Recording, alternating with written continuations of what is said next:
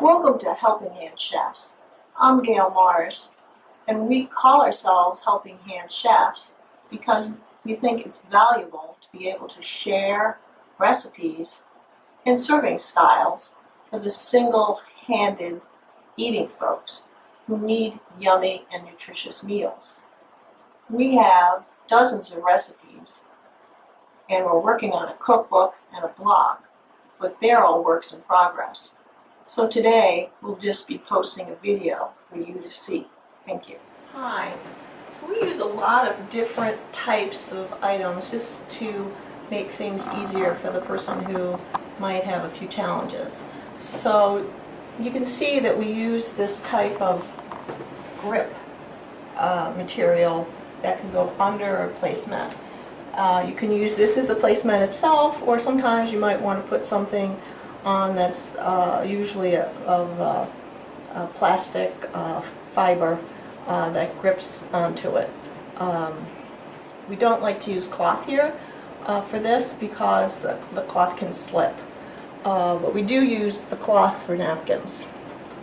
Now we're going to switch up some things a little bit, and this is actually not a placemat, it's a lasagna top, or it's made out of silicone, but it doesn't move at all. It's very sticky, which we like, and we're going to serve breakfast with this.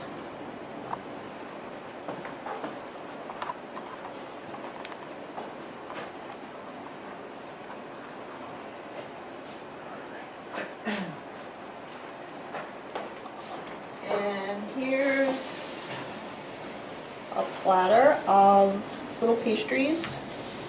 Go nice on here. This is a bamboo platter, usually used for appetizers, but it works very nicely for breakfast and lunch foods.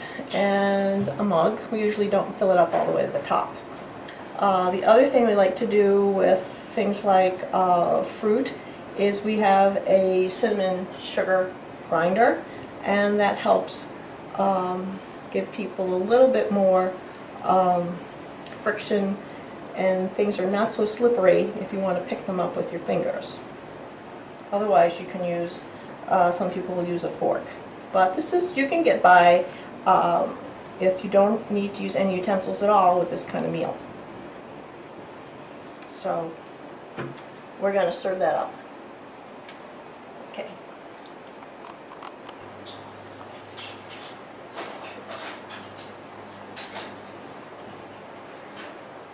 You could do it this way, and then if you decide that's not what you want to do, you can come back another time.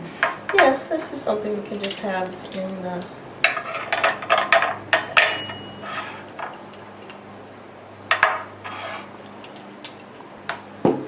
This is one of our multitask items. This is a cutting board, but for people who have a lot of challenges about keeping things on the table, if you put this on a grip pad, it sticks really nicely, and if you have problems with spills and whatnot, we find that this works nicely for someone and then has enough space for their left hand. And you can, if you have a problem with little shaky stuff, someone can pick this up, or if you want to, if the person can't use their hand at all, just put a larger straw in here, probably a flexi straw, and then they can just reach over.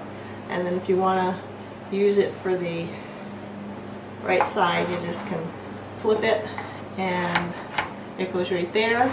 And if you want a little extra, if you want to put a plate in here, you can put a plate or put some more of the grip pad in and then the plate, and so things are less likely to fall into someone's lap. Okay. Use this big platter sometimes for what we call our layered preloaded spoons. So just as an example, you can take some cream cheese, and that acts as a sticky substance.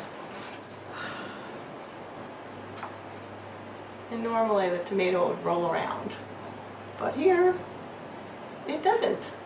And you can also use Boursin cheeses. We use this for salmon and make up a platter. So this way people can pace their meals themselves.